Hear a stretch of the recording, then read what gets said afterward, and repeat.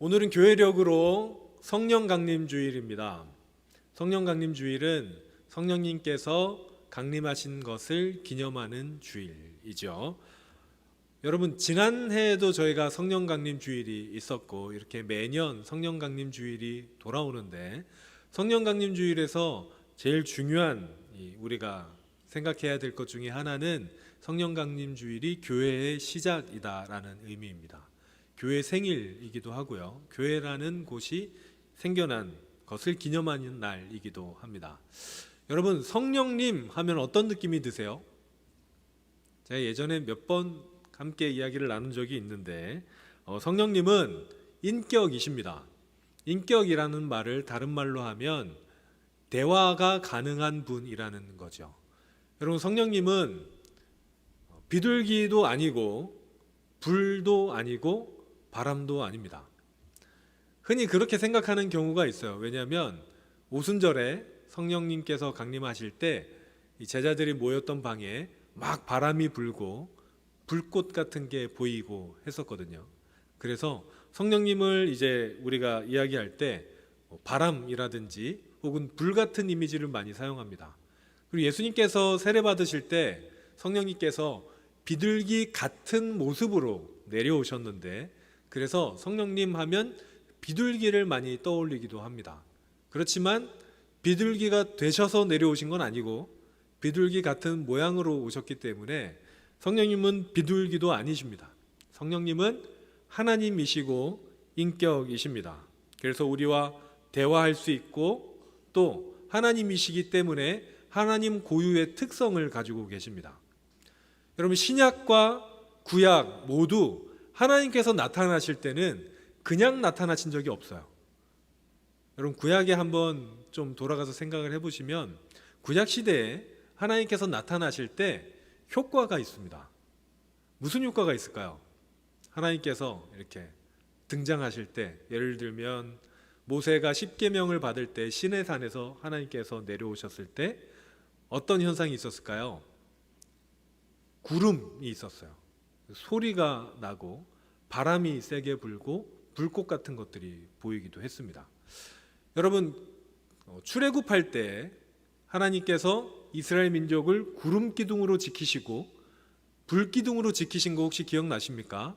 아마 기억나시는 친구가 있을 텐데, 그런 것처럼 하나님께서 함께 계시다, 하나님께서 여기 계시다라는 현상 중에 하나가 구름, 바람, 불 이런 거였습니다.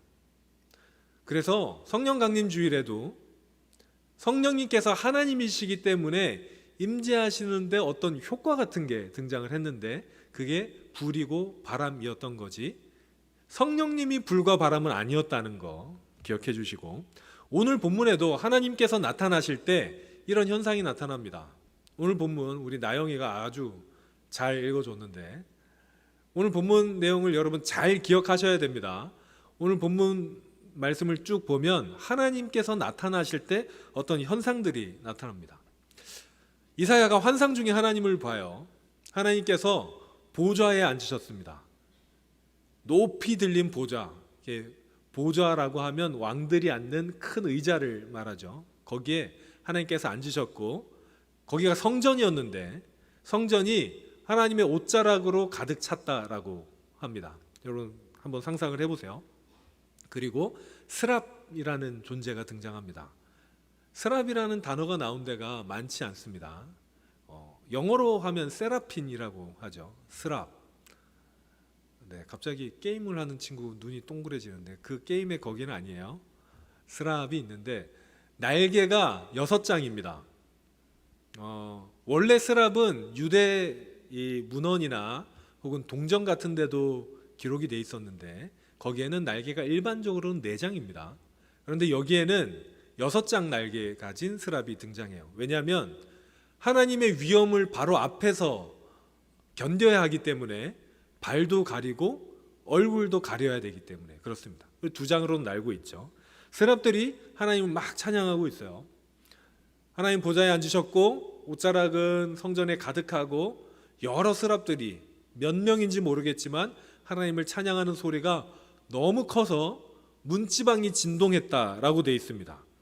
지진이 일어나고 그리고 성전 안에 연기가, 일반적으로 구름이라고 번역된 단어와 비슷한데 연기가 가득 자욱했습니다. 하나님께서 나타나시는 징조입니다. 자, 이런 표현들은요, 하나님께서 임재하신다는 것을 상징하고 정신 차리라는 얘기예요. 여러분, 하나님이 직접 말씀하는 것처럼 중요한 게 어디 있겠습니까? 그러니까 성경을 쓸 때는 항상 읽는 것을 바라보고 쓰지 않았거든요. 예전에는 다 듣는 걸 바라고 글을 썼습니다. 모든 사람들이 다 글을 이렇게 읽을 수 없었기 때문에 대표로 말하고 사람들은 듣는 상황이에요. 듣는 사람들이 좀 지루하잖아요. 그래서 이렇게 졸 수 있는데 이런 게 나오면 이 진짜 중요한 거 나오니까 정신 차리고 똑바로 들어라 라는 효과이기도 합니다. 그리고 이사야가 하나님을 대면했을 때 이사야는 충격을 받습니다. 왜냐하면 준비 없이 너무 갑자기 하나님을 대면했기 때문에 그렇습니다. 이사야가 충격을 받고 이렇게 이야기하는데 오늘 본문 5절 말씀을 세 번역의 말씀으로 잠깐 보겠습니다. 나는 부르짖었다. 재앙이 나에게 닥치겠구나. 이제 나는 죽게 되었구나. 나는 입술이 부정한 사람인데 입술이 부정한 백성 가운데 살고 있으면서 왕이신 만군의 주님을 만나뵀다니 라고 한탄하고 있습니다. 무슨 얘기냐면 죄인인데, 나는 아직 죄인인데, 이사야는 스스로 죄인이라는 걸 아는 사람이죠. 나는 죄인인데 하나님을 만나게 됐으니, 거룩한 하나님을 만나게 됐으니 나 이제 살 수가 없구나 라고 생각을 했어요. 구약시대 사람들은 다 이렇게 생각했습니다. 죄인인 사람으로 하나님을 만나면 죽는다고 생각했어요. 여러분, 그 당시에는 왕이 부르지 않았는데 왕을 억지로 찾아가면 왕이 그 죄를 사해주지 않으면 사형이었습니다. 왕도 그랬어요. 하나님은 어떻겠습니까? 그런데 이사야가 준비 없이 하나님을 만난 거예요. 그래서 죽게 되었다. 나 이제 망했다 라고 생각을 했습니다. 그런데 그때 스랍 중에 한 명이 제단, 하나님께 제사를 드리는 단이죠. 양도 태우고 소도 태우고 했던 그 제단에 태워야 되니까 불을 피우잖아요. 거기에 숯 하나를 가지고 옵니다. 예나 지금이나 동양이나 서양이나 숯은 무언가를 정화하는 데 쓰입니다. 물을 정화할 때도 쓰이고요. 어떤 것을 깨끗하게 만들 때도 먼저 숯으로 된 물로 빨고 그 다음에 또 하기도 했었죠. 그런 숯을 가지고 와서 이사야 입에 댑니다. 저는 이걸 읽을 때마다 갑자기 너무 뜨거울 것 같은데 라는 생각이 드는데 환상이어서 타지는 않았습니다. 입에 대고 스랍이 하는 말이 너의 죄악은, 이사야가 뭐라 그랬습니까? 내 입술이 부정하다 그랬잖아요. 너의 입의 죄악이 사해졌다 라고 이야기를 하는 거죠. 이게 뭐냐면, 여기까지가 뭐냐면 하나님과 이사야가 대화하기 위한 준비 과정이에요. 이 당시에는 하나님과 인간이 대화하려면 이 정도 준비 과정이 필요했습니다. 하나님이 임재하시는데도 효과가 있어야 되고, 사람이 하나님 앞에 서려면 죄가 일단 사해져야 되고, 그리고 사람이 감히 하나님께 말을 걸려치면 입술의 죄도 사해졌어야 됐어요. 이제 준비가 됐습니다. 준비가 됐어요. 이렇게 마련된 자리에서 하나님께서 이렇게 얘기하십니다. 오늘 8절 상반절 말씀인데요. 그때 나는 주님께서 말씀하시는 음성을 들었다. 내가 누구를 보낼까? 누가 우리를 대신하여 갈 것인가? 이건 하나님의 음성입니다. 하나님께서 말씀하시는 거예요. 내가 누구를 보내고 싶은데 나를 대신해서 누군가에게, 사람들에게, 이스라엘 백성에게 누군가를 보내고 싶은데 누가 가겠냐? 이 반대로 하면 뭐예요? 보낼 사람이 없다. 가겠다는 사람이 없다 라는 거죠. 그러니까 이사야가 대답합니다. 하나님, 제가 여기 있습니다. 제가 가겠습니다. 제가 하나님의 말씀을 전하겠습니다 라고 이야기했습니다. 오늘 본문이 있는 이사야 6장은 별명이 있습니다. 이사야의 소명장이라고 부릅니다. 이사야가 어떻게 선지자가 됐는지, 이사야가 어떻게 하나님의 말씀을 전하는 사람이 됐는지를 우리에게 알려주는 장이기도 합니다. 이사야는 이때부터 평생 동안 하나님의 말씀을 전하는 사람이 되었습니다. 여러분, 당시 이스라엘에는 하나님의 말씀을 전할 사람이 필요했어요. 왜냐하면 너무 타락했었거든요. 이스라엘에게 제사장이 없지 않았습니다. 제사도 드려지고 있었어요. 하나님의 말씀이 없지 않았어요. 그렇지만 그들은 어느 때보다 하나님으로부터 멀어져 있는 상태였습니다. 이사야가 활동하는 당시에 이스라엘이나 유다, 특히 유다는 강한 국력을 가지고 있던 나라였습니다. 약소국이 아니었어요. 이미 망하고 있는 중이 아니었습니다. 나름 전성기를 구가하고 있을 때였습니다. 그런데 그때 이사야가 너희가 전성기인 것 같지만 하나님으로부터 너무 멀다고, 하나님이 너희의 죄악을 그냥 두지 않으실 거라고 이사야가 그렇게 이야기하던 선지자입니다. 왜냐하면 하나님이 그렇게 이야기하길 원하셨기 때문에 그랬어요. 그 당시 이스라엘은 진짜로 하나님의 음성이 필요한 때였습니다. 사람들은 죄를 지으면서도 죄인지 몰랐어요. 타락하면서 하나님의 뜻과는 전혀 다르게 나의 뜻대로만 살고 그저 잘 살고 잘 먹는 것만 생각하고 하나님이 어떤 생각을 가지고 계신지는 전혀 상관하지 않았습니다. 이렇게 얘기할 때 우리는 꼭 이 이야기가 이사야 당시에만 해당된다고 할 수 있겠습니까? 저는 이렇게 글을 쓸 때, 설교문을 쓸 때 이거를 이사야 당시가 아니라 지금이라고 해도 하나도 어색하지 않다라고 생각했습니다. 지금도 사람들은 방탕하고 타락하고 자기 마음대로 살고 하나님의 뜻과는 상관없이 사는 세상이 너무 많습니다. 아니, 그런 사람들이 더 많이 있습니다. 이스라엘 민족은 그 전에는 하나님의 민족이었는데도 이렇게 타락하는데 얼마 시간이 걸리지 않았어요. 우리나라도 마찬가지 아니겠습니까?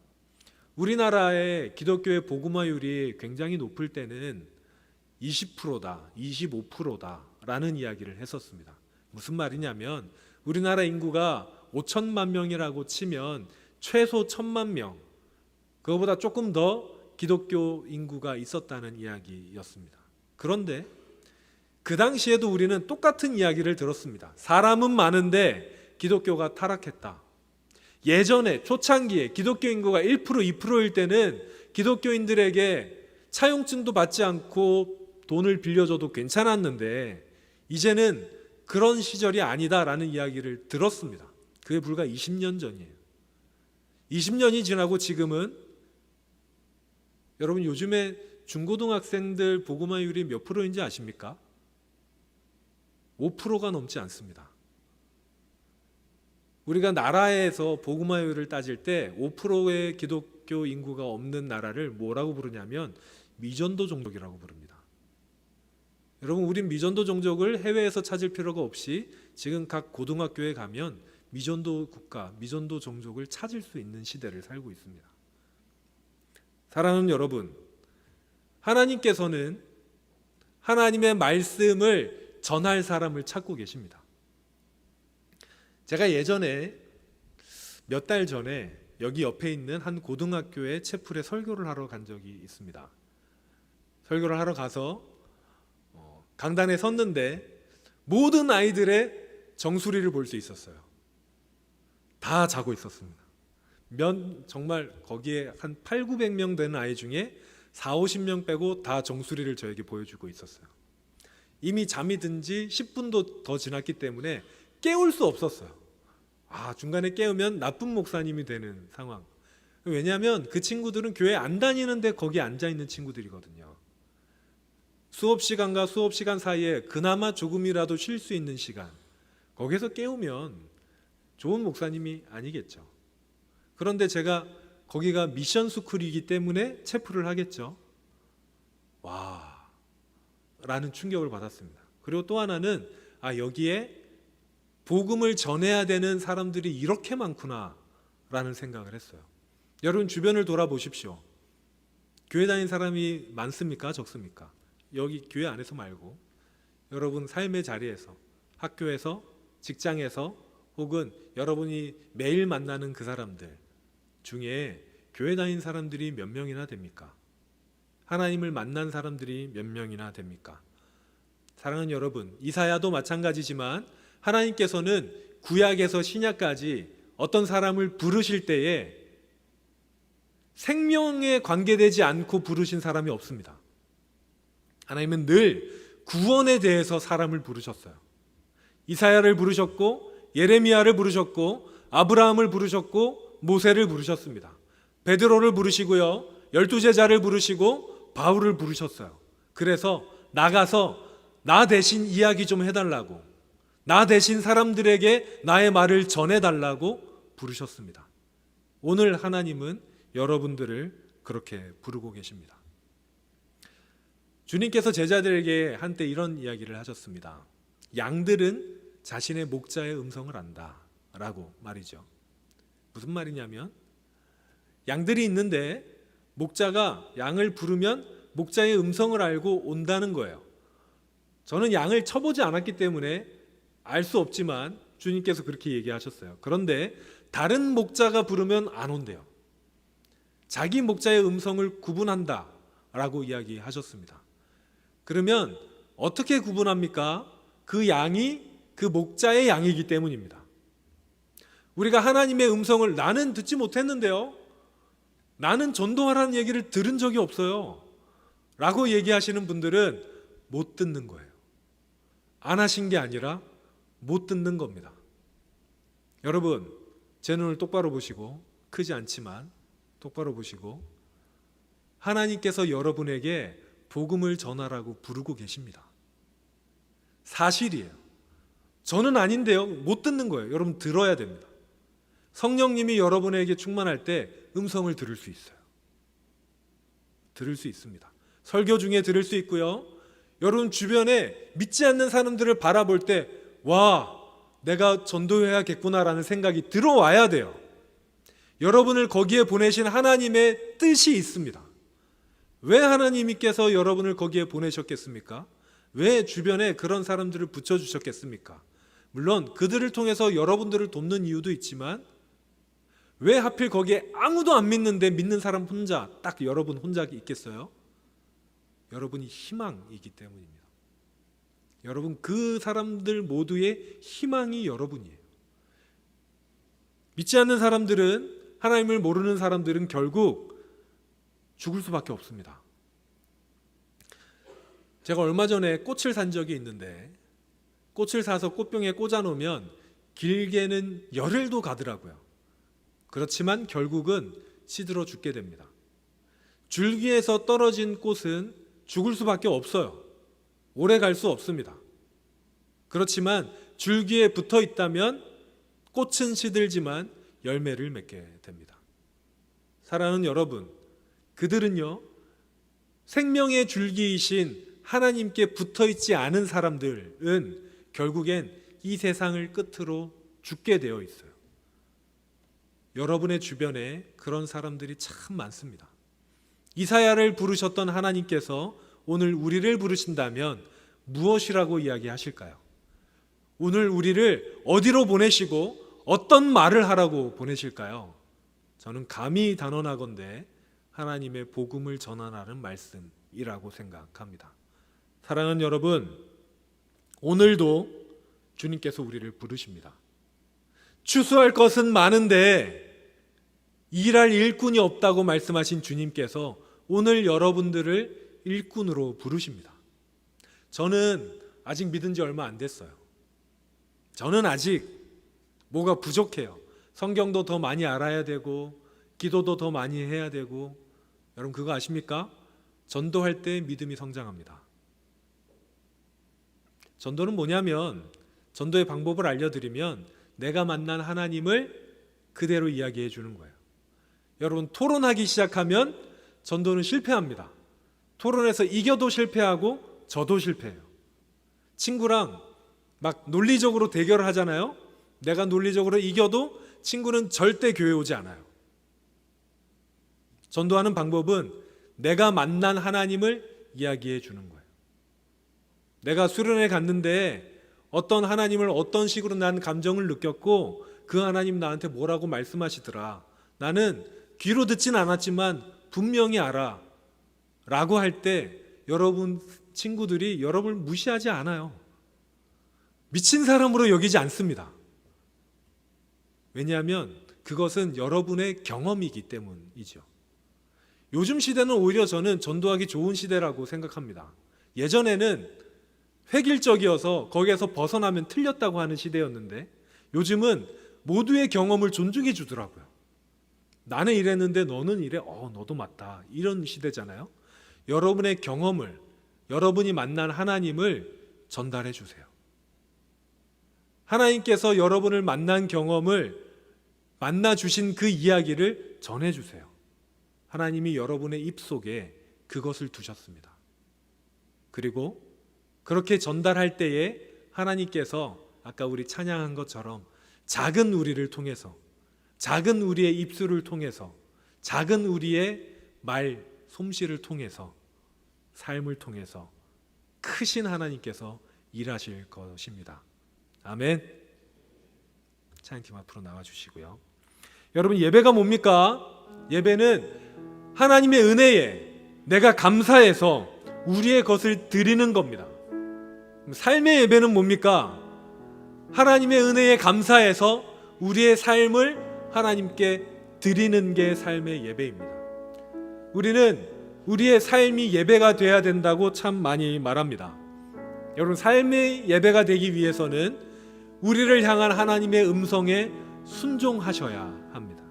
그게 예배거든요. 오늘도 우리를 부르시는 그 하나님께 네 하나님, 제가 여기 있습니다. 네 하나님, 내가 하나님의 말씀을 말씀대로 전하겠습니다. 내 삶을 통해서 라고 응답하시는 여러분들이 되시기를 바랍니다. 그래서 여러분들의 삶이 예배가 되시길 바랍니다. 더 깊이 하나님을 만나고 더 많이 하나님을 경험하고 하나님과 더욱 친밀해지는 삶을 통해서 더욱 하나님을 만나시는 우리 모든 청년들 또 성도님들 다 되시기를 바랍니다.